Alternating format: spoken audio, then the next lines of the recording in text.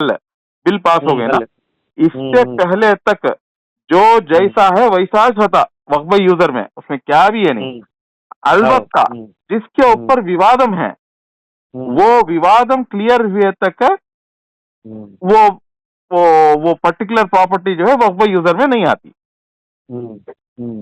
వివాదం సద్దుమణిగినంత వరకు వివాదం ఎవరికైతే ఉందో ఆ వివాదం లేదండి వీళ్ళకి సంబంధం లేదు అని చెప్పి కోర్టు మాకు ఇచ్చేసింది అనుకోండి, ఇంకా అది వక్ఫ్ యూజర్ లోకి వచ్చేస్తుంది.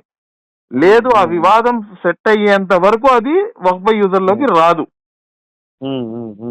ఇలాంటివి మొత్తం దేశవ్యాప్తంగా చూసుకుంటే వేళ్ల మీద లెక్క వచ్చి పెట్టవచ్చు, అన్ని తక్కువ ప్రాపర్టీలు మాత్రమే ఉన్నాయి. ఇప్పుడు మీరు నన్ను అడగవచ్చు, ఇప్పుడు చాలా మంది అడుగుతున్న ప్రశ్న ఏంటంటే, ఏముందండి బీజేపీ వాళ్ళకి 2 నిమిషాలు పని కదా వివాదం సృష్టించడానికి, ఇదిగోండి ఇది వివాదం, ఇది మసీదు కాదు ఇది మందిరం అని చెప్తే అయిపోయిందిగా, వివాదం వచ్చేసిందిగా అంటారు. కానీ అందులో చాలా స్పష్టంగా మెన్షన్ చేస్తుంది, వివాదం ఈ తారీఖు కన్నా ముందే ఉండాలి. అది మీరు చెప్తుంది వేరండి, నేను చెప్తుంది వేరు. 2 ఏప్రిల్ 2025 నిన్న బిల్ పాస్ అయింది.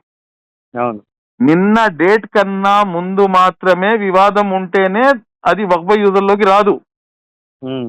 3వ తారీఖు అంటే ఇవాళ గాని రేపు గాని ఎల్లుండి గాని మీరు ఒక మస్జిద్ ని పట్టుకొని మీది మందిరం అని చెప్పేశారు వక్ఫ్ యూజర్ లో ఉందానికి, అది ఏ మాత్రం కూడా యాక్సెప్టబుల్ కాదు, చాలా స్పష్టంగా మెన్షన్ చేస్తుంది.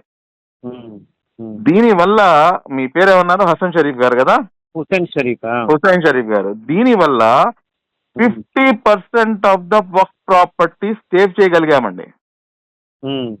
ఇది నేను చెప్పే మాట కాదండి, నాకు అంటే ఐఏఎస్ ఆఫీసర్లు లేకపోతే వేరే వాళ్ళు ఎవరికైతే ఇంటలెక్చువల్స్ ఉన్నారో వాళ్ళకి ఉన్నంత అవగాహన నాకు ఉండకపోవచ్చు, నేను అది కూడా ఒప్పుకుంటా.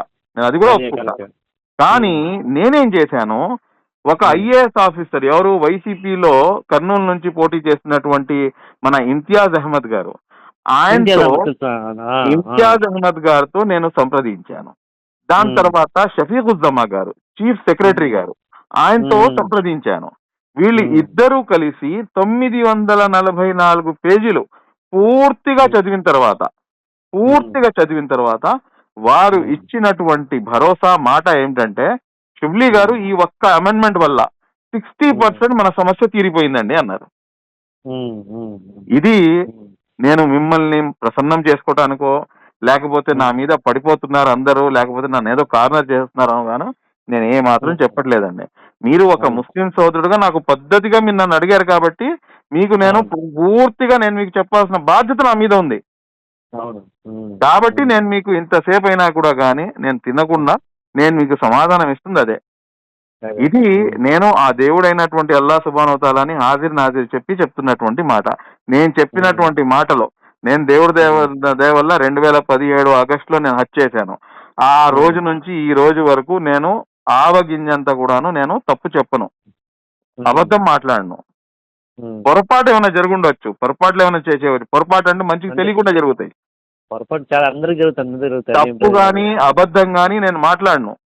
కానీ ఈ అంశంలో ఇది నేను స్వతహాగా తీసుకున్న నిర్ణయం ఏమాత్రం కాదు. ఈ మొత్తం ఎవరైతే ఈ రోజున మీరందరూ మాట్లాడుతున్నారో లేకపోతే మీరందరూ అపోహకు గురవుతున్నారో 944 పేజీల్లోంచి 4 పేజీలు ఎవరైనా చదివారా? ఇది ఒక్క అంశం మాత్రమే నేను మీకు ఇప్పుడు చెప్పాను సార్. నాకు ప్రస్తుతానికి అయితే నాకు దీనికన్నా ఎక్కువ చెప్పే ఓపిక లేదు, ఎందుకంటే పొద్దున్న నుంచి 5-6 ఇంటర్వ్యూలు మాట్లాడాను, ఇందాక కూడా ఏబిఎన్ స్టూడియోలో ఉన్నాను. కాకపోతే మీ మాట తీరు నాకు నచ్చింది, నేను ఇంటర్వ్యూలో ఉన్నానగానే సార్ మళ్ళీ మాట్లాడతానని కట్ చేశారు మీరు. కొంతమంది సోదరులు ఫోన్ చేసి నా తల్లిదండ్రులు చచ్చిపోయి 5 సంవత్సరాలు అవుతుంది, నీ పుట్టుక ఎలాంటి పుట్టుక అని చెప్పేసి నన్ను అడుగుతున్నారు. మమ్మల్ని అంట హతమారుస్తారంట, మమ్మల్ని అంట రోడ్డు మీద ఈడుస్తారంట, మా పిల్లల్ని రోడ్డు మీద లాగుతారంట.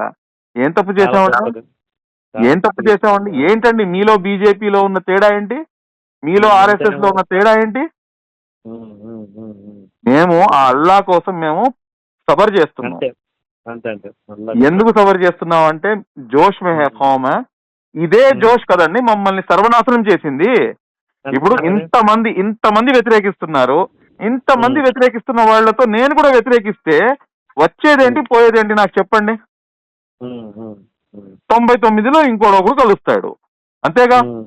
నేనేం చేశాను, నాకు ఏదైతే ఖురాన్ మరియు హదీస్ రోషనీలో నాకు లౌక్యం, నాకు ఏదైతే నాకు ఖురాన్ హదీస్ రోషనీలో నాకు దేవుడు నేర్పించాడో ఆ లౌక్యాన్ని ప్రదర్శించి నేను వాళ్లతో పాటే ఉండి, అరే బాబు నేను నీ కోసం పోరాడాను, నీ కోసం పనిచేశాను, ఈ రోజున నేను సమాధానం చెప్పాల్సిన పరిస్థితి, మళ్ళా నువ్వేం చేస్తావు నాకు అని చెప్పేసి వెళ్ళి వాళ్ళ దగ్గర కూర్చున్నా.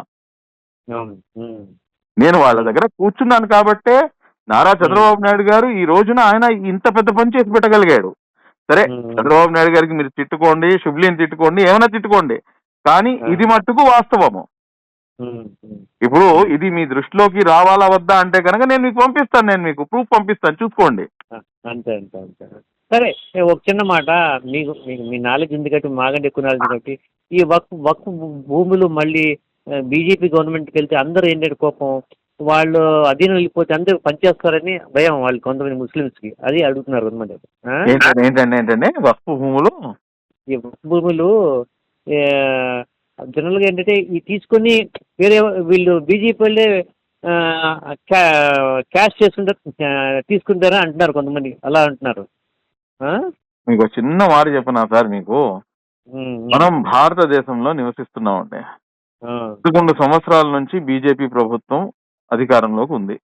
మా యొక్క ఆచార ఆహార్య వ్యవహారాలు అంటే మేము తినే తిండి, మేము వేసుకునే బట్ట, మేము మాట్లాడే మాటలు, మా నమాజు, రోజా, జకాతు, హజ్జు, ప్రతి అంశాన్ని కూడా వివాదంలోకి నెట్టిన వాళ్ళే వీళ్ళు కదా. మీరు ఒక్క మాట నాకు చెప్పండి, నేను బీజేపీకి ఒత్తాసు పలకను, కాంగ్రెస్ కి ఒత్తాసు పలకను, చంద్రబాబు నాయుడు గారికి ఒత్తాసు పలకను, జగన్మోహన్ రెడ్డి గారికి ఒత్తాసు పలకను. మీలో మేము ఇద్దరం సహజంగా మాట్లాడుకుందాం. ఇన్స్టెంట్ ట్రిపుల్ తలాక్ తీసుకొచ్చారు, ఆర్టికల్ 370 తీసుకొచ్చారు, లేకపోతే మొన్న సిఏఏ బిల్లు తీసుకొచ్చారు. మనకి ఏం ఊడిందండి? మనదేం ఊడింది? మనదేం ఊడింది? నేనేమంటానంటే సమస్య వరకు మీరు చూపించండి, అంతేగాని ఈ విధంగా మొత్తం సమాజాన్ని ఉద్రేకానికి లోను చేస్తే రేపటి రోజున మేము అందరితో పాటు కలిసి జీవించాలా, లేదంటే కనుక నేను ఒక్కడనే జీవించాలా? ఇంకొక మాట చెప్పేస్తాను నేను మీకు, ఈ రాష్ట్రానికి ముఖ్యమంత్రి హుస్సేన్ గారు, ఈ రాష్ట్రానికి ముఖ్యమంత్రి తమరే కాసేపటికి అనుకోండి. ఇదే వక్ఫ్ అమెండ్మెంట్ బిల్ వచ్చింది. రాష్ట్ర పరిస్థితులు ఏ విధంగా ఉన్నాయో మీకు తెలియదేం కాదు. నేను మిమ్మల్ని కన్విన్స్ చేసే ప్రయత్నం చేయట్లేదు సుమా, నేను ఉన్న మాట వాస్తవం చెప్తున్నా. మీరు కేవలం ముస్లింల కోసం మాత్రమే మీరు ముఖ్యమంత్రి, లేకపోతే రాష్ట్రంలో ఉన్న 5 కోట్ల మందికి ముఖ్యమంత్రి? మీరు 5 కోట్ల మందికి ముఖ్యమంత్రి. మళ్ళా మీరు మాట్లాడేటప్పుడు, మీరు పని చేసేటప్పుడు అందరి దృష్టిలో పెట్టుకుని మాట్లాడాలి, అందరిని దృష్టిలో పెట్టుకుని పని చేయాలి. అంటే ఏదైతే వ్యాస్ట్ లాభాలు ఉంటాయో రాష్ట్రం కోసం, వాటిని దృష్టిలో పెట్టుకుని చేయాలి సార్. నిన్న చంద్రబాబు నాయుడు గారు ఫోన్ చేసి, లిటరల్లీ ఫోన్ చేసి, సార్ నేను మీకు అబద్ధం చెప్పట్లా, నేను మీకు నా దగ్గరకు వస్తే నేను మీకు వాయిస్ రికార్డింగ్ కూడా వినిపిస్తా, కాల్ కాన్ఫరెన్స్ తీసుకొని దాదాపు 20 నిమిషాలు ఆయన సంజాయిషి ఇచ్చుకున్నాడు.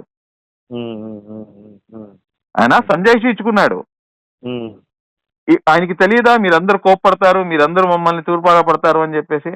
సరే, ఇదంతా వదిలేయండి. గతంలో సిఐఏ ఎన్ఆర్సి బిల్లు తీసుకొచ్చారు, అసలు మీకు నాకు కనీసం అవగాహన లేకుండా మొత్తం 22 మంది ఎంపీలు పోయి గుంపగత్తగా ఓటేసి వచ్చేసారు, బిల్ పాస్ చేసుకున్నారు. అప్పుడు ఏం చేయగలిగాం సార్ మేము?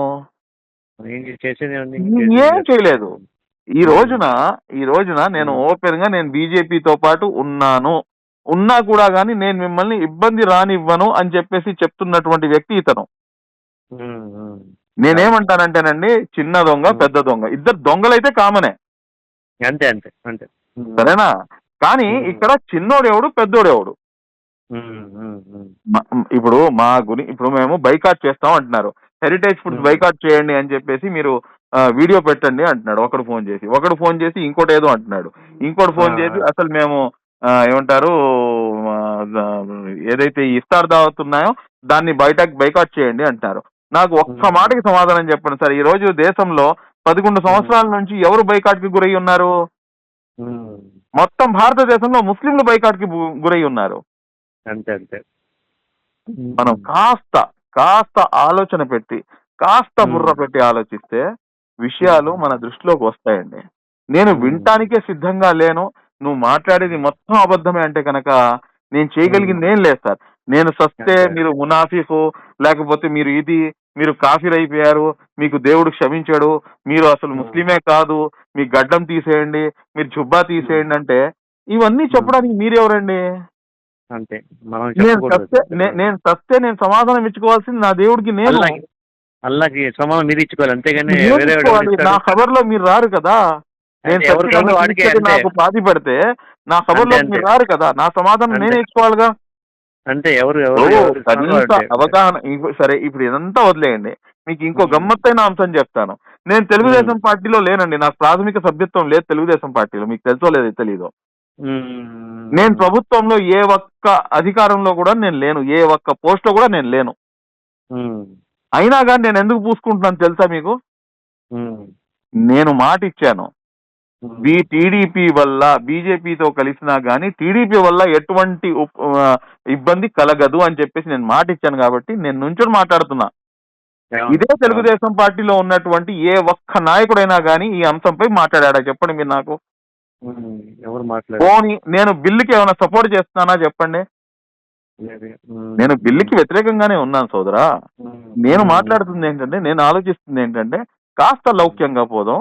నేను వాళ్లతో పాటు కొద్దిగానే బిగడిగే కారుణ్యమూర్తి మొహమ్మద్ ప్రవక్త సల్లల్లాహు అలైహి వసల్లం గారు ఒక మునాఫికు, ఒక యహూది, ఒక నస్రానీ వస్తే లేచి నుంచొని కూర్చొని వాళ్లతో పాటు అక్రాస్ ద టేబుల్ కూర్చొని చర్చించేవాళ్ళు. సులే హుదైబియా గురించి మీకు తెలుసా? తెలుసు. సులే హుదైబియా లాంటి వాక్యాలు ఏముంది? మనం ఈ రోజున నేను చేసింది కూడా అదేనండి. నా దేవుడికి నేను సమాధానం ఇచ్చుకుంటాను, అల్హమ్దులిల్లా. నేను చచ్చిన తర్వాత నా సమాధానం చేసుకుంటా. కానీ ఇది ఏదైతే నా తల్లిదండ్రులను, చచ్చిపోయిన తల్లిదండ్రులను లేపి కూర్చోబెడుతున్నారో, నా ఇంట్లో పెళ్ళాన్ని రోడ్డు మీకు లాగుతున్నారో, నా గడ్డాన్ని, నా టోపీని, నా ఇమాన్ని లాగుతున్నారో, నాకైతే నా కళ్ళకి ఆ బీజేపీ ఆర్ఎస్ఎస్ వాళ్ళని మనం తిడతాం కదా, వాళ్ళకి వీళ్ళకి నాకు కొంచెం కూడా వ్యత్యాసం కనిపించడం లేదు. ఇది రైట్ భాయ్, జజాకల్లా. మీరు बहुत अच्छा बात हम बोले, शुक्रिया, थैंक यू, जज़ाकल्लाह।